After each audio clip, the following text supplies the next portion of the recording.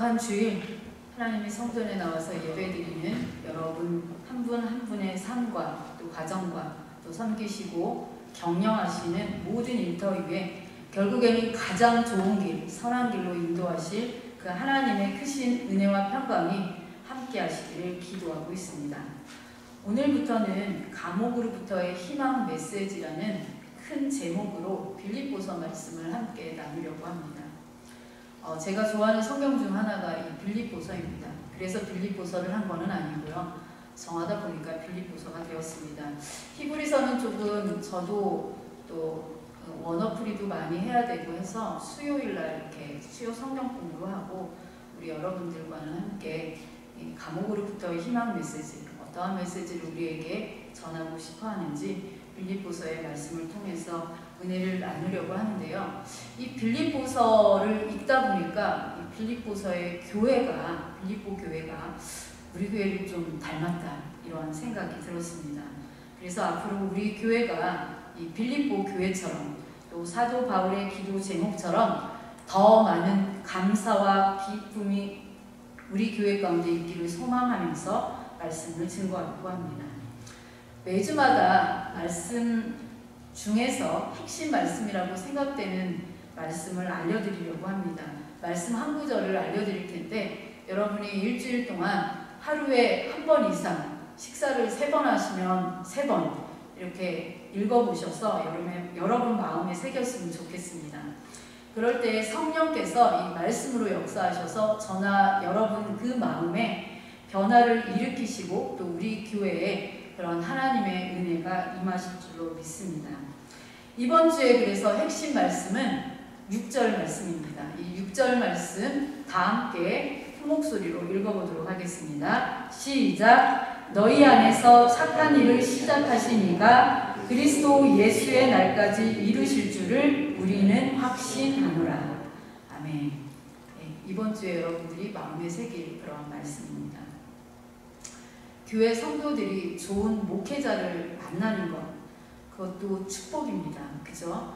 또 목회자가 그의 마음에 합하는, 함께하는 좋은 성도를 만나는 것 역시 하나님의 축복입니다. 고 목사님이 여러분에 대해서 또 우리 교회에 대해서, 우리 교회 성도들에 대해서 전우다 이렇게 표현했습니다.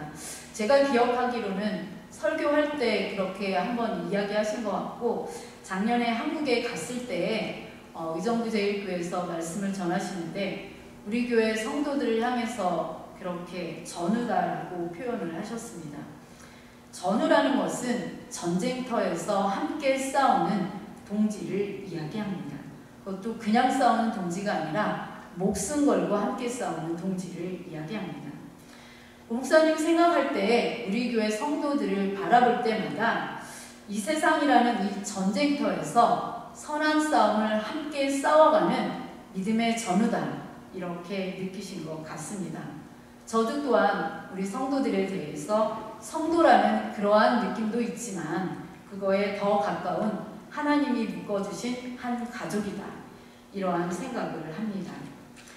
그러한 면에서 우리 빌립보 교회를 보면 이 빌립보 교회는 사도 바울에게 참 좋은 교회였습니다.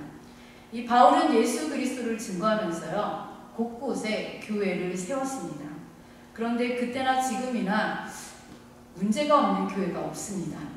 죄인들이 모이는 곳이다 보니 교회에는 항상 문제가 있기 마련인데 이 바울이 세운 교회들도 예외가 아니었습니다.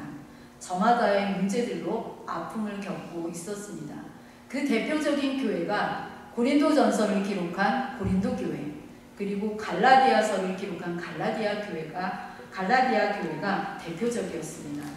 이 고린도 교회에서는요, 자기가 경험한 성령의 은사가 최고라면서 매일같이 무질서하게 서로 쌈박질을 해댔습니다. 갈라디아 교회는요, 잘못된 교리와 가르침이 그 교회 안에 들어와서 주님의 복음을 변절시키고 성도들을 혼란에 빠지게 하는 듯 여러 가지 어려움이 가득했습니다. 그와 비교하여서 이 빌립보 교회, 이 교회는 특별했습니다. 바울이 이 빌립보서를 쓴 이유는요, 그들을 책망하거나 그들이 잘못했기 때문이 아니라 오히려 그 교회를 향한 감사와 기쁨 때문이었습니다. 바울은 빌립보 교회와 성도들을 생각할 때마다 정말 고마운 게 많았습니다. 그래서 하나님께 감사했고 기도할 때마다 기쁨으로 기도했습니다. 그런데 사실 이 빌립보 교회는요, 바울의 계획 속에 없던 교회였습니다. 사도행전 16장에는요, 바울이 어떻게 빌립보로 가게 되었는지를 자세하게 기록하고 있습니다. 원래 바울은 빌립보로 가려는 것이 아니라 아시아 지역으로 선교를 하러 가려고 그렇게 계획을 하고 있었습니다. 그런데 떠나기 전날 밤 환상을 보게 됩니다. 성경은 그가 본 환상을 이렇게 기록하고 있습니다. 사도행전 16장 9절 말씀 보겠습니다. 밤에 환상이 바울에게 보이니 마게도냐 사람 하나가 서서 그에게 청하여 이르되 마게도냐로 건너와서 우리를 도우라 하거늘. 네, 바울이 이 환상을 보고 이것은 하나님이 주신 꿈이다, 그렇게 믿고 자신의 목적지를 아시아에서 유럽으로 바꾸게 된 것입니다. 그렇게 해서 처음 도착한 도시가 바로 빌립보였습니다. 때로는 하나님께서요, 우리가 소망하며 준비하던 일을 막으실 때가 있습니다. 하나님이 우리의 길을 막으시는 이유를 살펴보면 두 가지로 생각할 수가 있는데, 하나님께서 길을 막으실 때는 그 이유가 있습니다. 먼저는 그 길이 죄악의 길이기 때문에 막으실 때가 있습니다. 내가 원하는 길이, 내가 원하고 가고자 하는 그 길이 바로 하나님의 뜻을 거스르는 길이기 때문에 하나님이 그 길을 막으실 때가 있습니다. 바울이 과거에 사울이었던 시절을 생각해 보시기 바랍니다. 그는 예수님을 믿는 사람들을 죽이기 위해서 다메섹으로 가고 있었습니다. 그래서 하나님이 그 길을 막으셨습니다. 심지어는 사울의 눈까지 멀게 하셨습니다. 왜냐하면 그가 가고 있던 그 길은 하나님의 뜻과는 너무나 거리가 먼 죄를 짓는 그러한 길이었기 때문입니다. 따라서 우리도요, 우리 인생에 계획했던 인생의 길이 막힐 때면 혹시나 내가 하나님 보시기에 악한 마음, 악한 행동을 하고 있지는 않나 곰곰이 생각해 보아야 합니다. 두 번째 이유가 있는데, 그 두 번째 이유는 하나님께서 또 다른 계획을 가지고 계시기 때문입니다. 바울은 원래 아까도 말씀드렸듯이 아시아 지역 선교를 위한 원대한 계획이 있었습니다. 그것은 여러분이 생각해도 그렇고 하나님 보시기에도 제약된 길은 아니었습니다. 그런데도 하나님이 그의 길을 다른 곳으로 인도하셨습니다. 왜냐하면 하나님께서는 바울의 계획과 다른 계획이지만 그 길이 더 좋은 길이었기 때문에 그 길로 인도하시기 원해서였습니다. 우리 인간의 머리로는요, 하나님의 이러한 인도하심이 이해되지 않고 또 측량할 수 없는 그러한 하나님의 인도하심이라 이렇게 말씀드릴 수 있습니다. 고 목사님이요, 2019년에 여름쯤으로 제가 기억하는데, 그때 미국의 어떤 교회에서 청빙 제의를 받았습니다. 그래서 기도하고 준비하면서 또 마음이 그런 가라는 마음을 주셔가지고 서류를 잘 준비해서 12월 달까지 이제 또 맡고 있던 담임하는 교회가 있었기 때문에 12월까지 가겠다 그렇게 하고, 또 담임하고 있던 그런 교회에는 이런 사정들을 설명하면서 미국에 가기 위한 준비를 잘했습니다. 그리고 기도도 하고 또 변호사 조언도 구하고 이렇게 잘해서 준비를 해서 갔는데 하나님이 그 길을 갑자기 막으시더라고요. 근데 그 길을 어디서 막으셨냐면 보더에서 막았습니다. 국경에서 막으신 겁니다. 그냥 막지도 않으셨습니다. 5년이나 미국을 못 가도록 막으셨습니다. 아예 갈 수 있는 길을 차단해 버리셨습니다. 그래서 그때 당시에는 저도 그렇고 고 목사님도 그렇고 우리 가족도 이게 무슨 뜻일까? 왜 하나님께서 길을 막으실까? 그리고 그 이유를 사실은 알지 못했습니다. 그런데 2000년이 되면서 3월에 또 여기 교회에 우리 드림교회에 자리가 났다는 그런 이야기를 듣고 하나님께서 새로운 사역지로 이끌어 주셨는데 바로 그 사역지가 지금 여기입니다. 근데 만약에 그때 미국에 갔더라면 이제 2020년 6월에 목사님이 암이 발견되지 않았습니까? 그래가지고 그때 미국을 갔었더라면 아마 가장 힘들고 어려운 그러한 투병 생활을 모르겠습니다. 할 수 있었을지. 왜냐하면 그때가 한참 코비드가 이제 일어났고 또 힘든 그런 시절이었고 각 나라마다 다 또 국경이 막히는 그런 어려운 시절이었는데 미국은 또 우리 캐나다와 다르게 의료 시스템도 많이 다르고 또 돈이 많이 드는 그런 곳인지라 아마 치료를 못 받고 그렇게 가시지 않았을까 그런 생각이 듭니다. 그럼에도 불구하고 그때는 이해가 되지 않았지만 하나님께서 이곳으로 인도하신 데는 또 하나님의 그러한 뜻이 있었다. 또 마지막으로 목회하고 갈 수 있게 하셨다. 그런 것을 생각해 보니까 지나고 보니까 그래서 가지 못하게 막으셨구나. 새로운 길로 인도하시기 위함이었구나. 이런 것들을 나중에 되니까 알겠더라고요.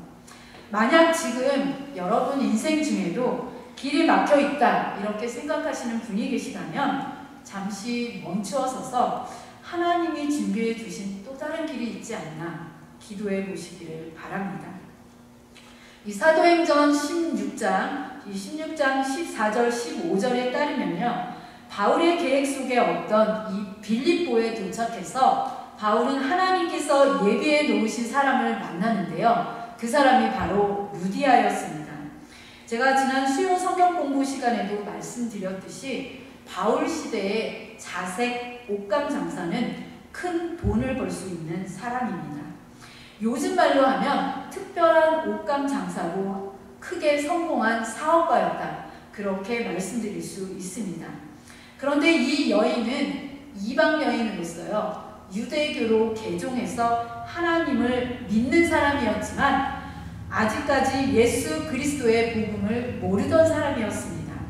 그런데 이 여인이 바울이 전하는 복음을 듣고 그녀와 그녀의 온 집이 세례를 받게 되었습니다.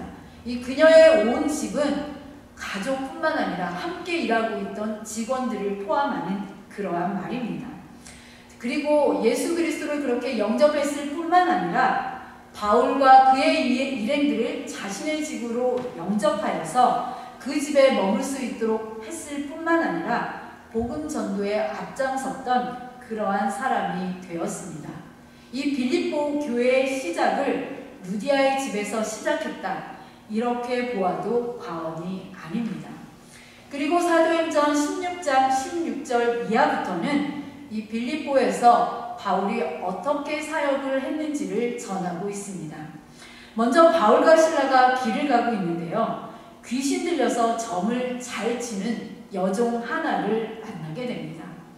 그에게 예수 그리스도를 선포했습니다. 증거했습니다. 그러자 그 점치던 여종이 복음을 영접했고 귀신이 떠나갔습니다. 귀신이 그 여종의 마음에서 떠나가자 더 이상 점을 칠 수 없게 되었습니다. 그 여종을 이용하여서 점집을 운영하던 주인이 화가 나서 바울과 그의 일행을 감옥에 가두게 되었습니다. 기가 막힐 노릇입니다. 왜냐하면 하나님의 뜻을 쫓아 빌립보까지 그렇게 열심히 왔는데 감옥에 갇히는 신세가 되고 말았습니다.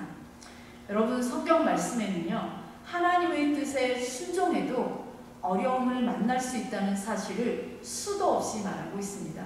우리의 믿음의 선배들도 하나님의 뜻을 따라 순종해서 갔는데도 고난을 당했다라고 그렇게 말씀하고 있습니다. 오늘 바울도 마찬가지입니다. 하나님의 뜻을 쫓아서 순종해서 빌립보까지 왔지만 감옥에 갇히는 그러한 신세가 되고 만 것입니다. 만약 여러분이 하나님의 뜻에 순종해서 어떤 일을 하다가 어려움을 만난다면 이거 내가 잘못 선택해서 여기까지 온 거구나. 다시 다 가야 되겠구나.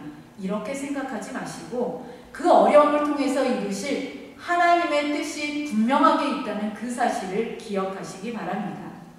이 감옥에 갇힌 바울과 실라는 어떻게 했습니까? 감옥에서 오히려 기도와 감사 찬송을 올렸습니다. 그러자 우리가 잘 아는 대로 그날 밤 감옥 문이 열리고요. 묶여있던 쇠사슬이 풀려지는 놀라운 기적을 경험하게 됩니다. 당연히 바울과 실라가 감옥에서 도망쳤을 거라고 생각하며 두려워하던 이 간수는 바울과 실라가 그대로 감옥 안에 있자 그들을 자신의 집으로 영접하여서 씻기고 그들에게 물어봅니다. 사도행전 16장 30절 말씀입니다. 선생들이여, 내가 어떻게 하여야 구원을 받으리이까? 구원에 대해서 물어봅니다. 그러자 바울이 유명한 선언을 했습니다. 사도행전 16장 31절 말씀, 이 말씀은 우리가 함께 읽어보도록 하겠습니다. 시작! 주 예수를 믿으라. 그리하면 너와 내 집이 구원을 받으리라. 아멘. 주 예수를 믿으라. 그리하면 너와 내 집이 구원을 받으리라. 이러한 말씀으로 그의 질문에 답해 주었습니다. 빌립보로 이민 왔던 루디아와 그의 가족, 그리고 귀신 들렸던 여종, 빌립보 감옥의 간수와 그의 가족들이 이 빌립보 교회의 창립 멤버가 되어서요, 바울과 함께 빌립보 교회를 세웠습니다. 세상적인 기준으로 본다면 그들은 별로 유명하지 않은, 내세울 것 없는 그러한 사람들이 유럽의 첫 번째 교회를 세운 것이었습니다. 교회가 시작된 것도 놀라운데요. 이후에 이들을 주축으로 이 교회가 흔들리지 않고 빌립보 교회를 더욱 굳건하게 세워갔다는 것을 보면은 감동이지 않을 수 없습니다. 바울은 빌립보에서요, 오랜 동안 목회하지 않았습니다. 아주 짧은 시간 목회를 하고 다음 선교지로 옮겨갔습니다. 그리고 바울의 후임자로 누가 왔는지에 대해서 성경은 기록에 남기지 않았습니다. 아마도 후임자가 없었거나 별로 유명하지 않았던 사람이었다, 이렇게 생각할 수 있습니다. 변변한 사역자도 없이 자신들의 믿음을 유지하면서 교회를 성숙시켜 나가는 이 모습을 본 사도 바울은 그들이 너무나 고마웠고 자랑스러웠습니다. 그래서 7절의 표현처럼 빌립보 교인들은 하나님의 은혜에 함께 참여하는 그러한 사람들이라고 칭찬하고 있는 것입니다. 빌립보 교인들은요, 처음부터 끝까지 이 바울의 복음 사역을 도운 동역자들이었습니다. 바울이 감옥에 갇혔을 때도요, 바울의 필요를 전부 다 채워준 고마운 성도들이었습니다. 빌립보서를 쓸 당시에 이 바울은 어디에 있었을까요? 바로 로마 감옥에 갇혀 있었습니다. 감옥은 어떤 곳입니까? 춥고 외로운 곳입니다. 인간적인 대우를 기대할 수가 없고 자유도 허락되지 않는 곳입니다. 이 감옥은 삶과 죽음의 경계선에 있는 곳이다, 이렇게 말씀드릴 수 있습니다. 언제 죽을지 모르는 상황에서요, 또 이 바울은 실제로도 살 날이 얼마 남지 않은 그러한 상황에서 바로 빌립보 교인들에게 그들을 생각하면서 편지를 쓰고 있는 것입니다. 그런데 신기하게도요, 이 바울은 그런 감옥에서 기뻐하고 있습니다. 그 기쁨을 준 사람들에게 자신의 기쁨을 나누려고 합니다. 바울이 그들에게 얻은 기쁨이 얼마나 큰 것이었는지를 짐작할 수 있는 그러한 말씀이 바로 빌립보서 말씀입니다. 바울에게 이 빌립보 성도들은요, 생각날 때마다 하나님에게 감사하게 되고 기도할 때마다 기쁨으로 간구드리는 대상입니다. 즉 바울에게는요, 감사와 기쁨이 되는 사람들, 그 사람들이 바로 빌립보 성도들이었습니다. 그래서 2절 말씀에서는 그들을 위한 간절한 축복을 빌고 있습니다. 2절 말씀 보시겠습니다. 하나님 우리 아버지와 주 예수 그리스도로부터 은혜와 평강이 너희에게 있을지어다. 은혜와 평강이 너희에게 있을지어다.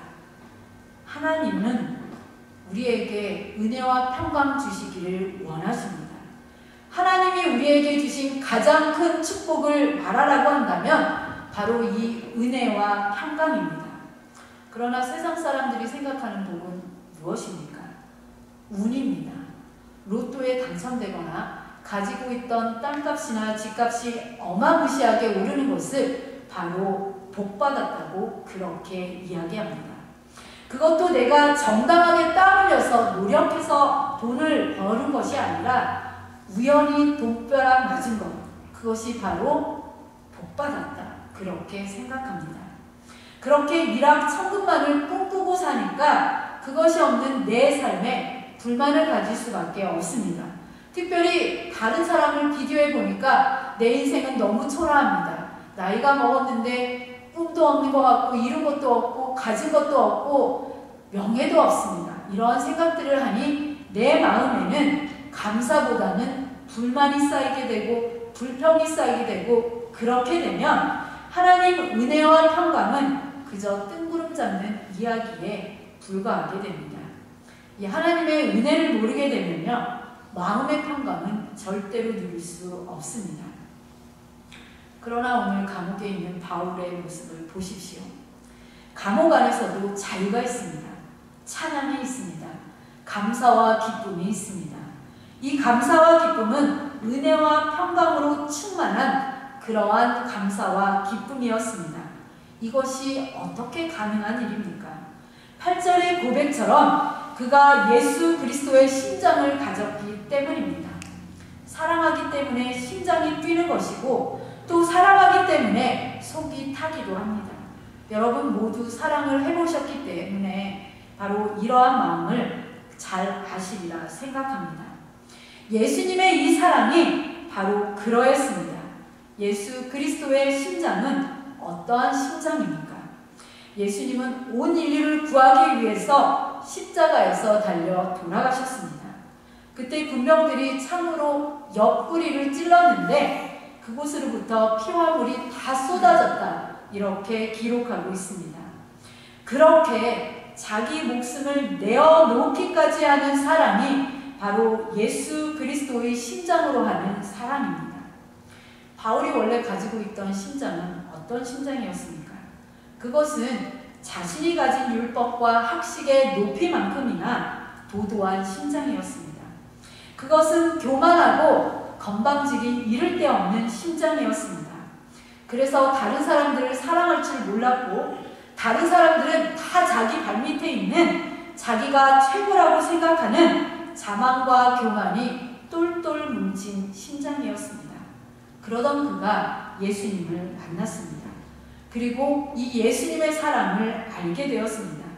자신의 심장, 자신의 마음을 구성하고 있던 것들이 이제 다 아무것도 아니라는 것이 깨닫게 된 것입니다. 그리고 그는 이 자신의 가지고 있던 심장을 갈아치웠습니다. 새로운 심장으로 이식했다, 이렇게 말씀드릴 수 있습니다. 예수님을 만나기 전에 그의 심장은 죄악으로 병든 심장이었지만 예수님을 만난 이후에 가지게 된 예수님의 그 심장은 사랑으로 충만한 심장이 된 것입니다. 예수 그리스도의 심장을 가지게 된 이 바울은 그때부터 사람들을 바라보게 되니까 모든 사람들이 다 사랑스러운 존재로 보였습니다. 그의 사랑이 얼마나 뜨거웠는지 하나님이 증인이다, 이렇게 고백하고 있습니다. 특별히 그 사랑이 바로 이 빌립보 교회를 향하고 있다고 이야기하고 있습니다. 바울은 이 빌립보서를 쓰면서요, 빌립보 교회가 어떻게 시작되었는지를 생각해 보았습니다. 전혀 예상하지 않았던, 계획하지 않았던 빌립보에서 어떻게 이렇게 아름다운 교회가 세워졌는지 생각해 보면 놀라울 뿐이었습니다. 빌립보에 온 것도, 그곳에서 만났던 모든 사람들도, 그리고 12년이 지난 그 이후에도 변하지 않는 사랑으로 바울과 함께 마음을 나누어 주는 것도 모두 다 하나님의 은혜가 아니면 설명할 길이 없었습니다. 그래서 바울은 6절에서 이렇게 고백하고 있는 것입니다. 너희 안에서 착한 일을 시작하시니까 그리스도 예수의 날까지 이루실 줄을 우리는 확신하노라. 바울은 이 빌립보 교회를 하나님께서 시작하셨고 하나님께서 이루어 가신 하나님의 선물이었음을 고백하지 않을 수 없었습니다. 여러분, 하루살이는 하루밖에 살지 못하기 때문에 한철을 사는 메뚜기 잠자리를 절대로 이해할 수 없습니다. 또 메뚜기 잠자리 같은 한철 곤충들은요, 또 10년 이상을 사는 개나 고양이를 절대로 이해할 수 없습니다. 그리고 그러한 동물들은 거의 100년을 사는 우리 같은 사람들을 이해할 수 없습니다. 100년, 대단해 보이지만요, 1000년을 하루와 같이 여기시는 하나님에게는 우리 인간은 비할 데가 못 됩니다. 하나님께서 이루어 가실 그 일들을 우리가 어찌 다 알 수 있겠습니까?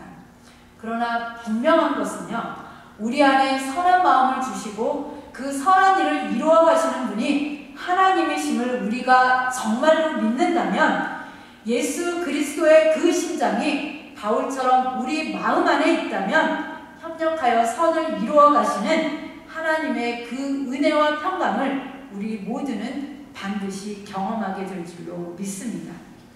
바울은 이런 빌립보 교회 성도들에 대한 고마움을 편지로 썼을 뿐만 아니라요, 이 빌립보 성도들을 위해서 하나님께 간절히 중보기도하고 있습니다. 첫 번째 중보기도는요, 빌립보 성도들이 가진 그 사랑이 지식과 총명으로 더욱 풍성하게 해주시기를 간구하고 있습니다. 9절 말씀에 그렇게 기록하고 있습니다. 두 번째 기도는요, 이 빌립보 성도들이 선한 것을 바르게 분별하고 진실하여서 허물 없이 예수 그리스도께서 다시 오실 때까지 온전한 모습으로 서 있을 수 있기를 간절히 기도하고 있습니다. 그 말씀은 10절 말씀에 기록되어 있습니다. 세 번째 기도는요, 그리스도로 말미암아 의의 열매가 가득하여서 빌립보 사랑하는 그 교회가 하나님께 영광과 찬송을 돌려드리게 되기를 간구하고 있습니다. 즉 지식과 분별력을 겸비한 풍성한 사랑으로 지고한 선을 행하고 의의 열매를 맺어서 결국에는 하나님께 영광을 돌리고 하나님께 찬송을 돌려보내는 그러한 성도들이 되기를 간절히 기도하고 있는 것입니다. 이런 바울의 중보기도를 통해서요, 빌립보의 교회는 더욱더 온전한 교회로 세워져 갔습니다. 저 또한 우리 교회도 이 빌립보 교회를 위한 바울의 중보기도처럼 기도하고 있습니다. 그리고 그런 교회가 되기를 소망하고 있습니다. 사랑하는 우리 드림가족 여러분, 무엇이 여러분을 이 드림교회 성도로서 우리를 하나 되게 합니까? 이 교회의 건물입니까? 아니면 목회자의 설교입니까? 아니면 예배 후에 나누는 풍성한 식탁 교제입니까? 도대체 무엇이 저와 여러분이 생전 알지도 못했던, 보지도 못했던 우리 모두를 이처럼 하나 되게 하고 사랑하게 하는 것입니까? 그것은 심장 박동수는 다를 수 있지만 우리 모두에게 주신 예수 그리스도의 심장 때문입니다. 그 안에 있는 사랑 때문입니다. 이 시간 이렇게 예배의 자리에 함께 있다는 것은요, 우리의 삶에 깊이 개입하시는, 그래서 그곳에서 일하고 계시는 하나님이 계시다는 증거입니다. 따라서 우리는 예수 그리스도의 심장을 가지고 그리스도의 날까지, 그리스도께서 우리에게 다시 오시는 그날까지 하나님의 뜻을 이루어가는 하늘 가족입니다. 그 하나님께서 이루어 가실 우리의 내일을 기대하시고요, 그 하나님께서 주시는 감사와 은혜를 가지고, 평강을 가지고 우리 삶에 감사와 기쁨을 채워가는 저와 여러분이 될 수 있기를 간절히 소원합니다.